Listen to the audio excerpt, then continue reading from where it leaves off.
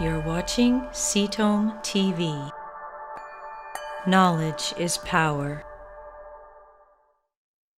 So yeah, the standard care for lung cancers is typically surgery. If the tumor is small, you can get surgery. If it's big and metastatic, then typically surgery is not so much of an option. Then there's radiation to shrink the tumor and standard chemotherapy. We also see a few different types of immune therapy being applied to lung cancers now. There's some basic genetic testing. We're going to go into detail for that. Typically, you'll see EGFR testing, sometimes ALK or BRAF, but there's a whole host of different new targeted therapies that can be identified for treatment. We're going to be going over a few of those, but usually you'll be tested for a variety of genes. Mutations in certain genes will include the ALK, EGFR, ROS1, BRAF, RET, MET, NTRK1, 2, and 3. Not so often HER2, but we do see that. Some other ones are PIK, 3CA. There's a variety of different ones that different oncologists will look for, but typically most will look for EGFR, ALK, and a gene called KRAS. I didn't add that to the list. That's okay. It's not a target of most therapies, but that's okay. Okay. So standard treatment of lung cancers, there are hundreds of known cancer-related mutations. Well, thousands.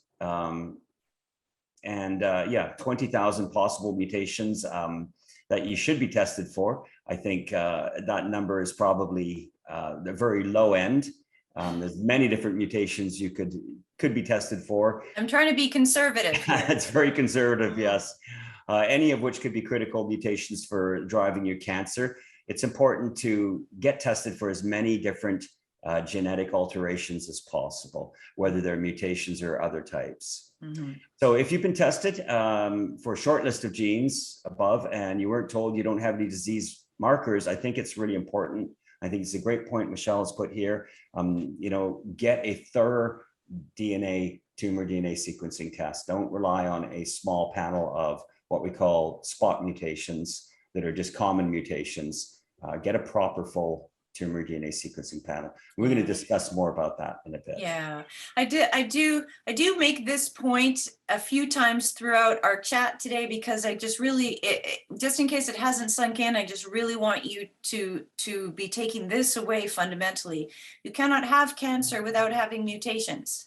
So if your doctor has said you don't have any mutations or you don't have any markers, what they're really saying is, based on the test I can offer you, we didn't find any markers. That doesn't mean there aren't any, and we're going to talk more about why it's so important for you to know what they are.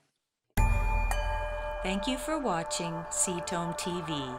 Subscribe below and stay informed.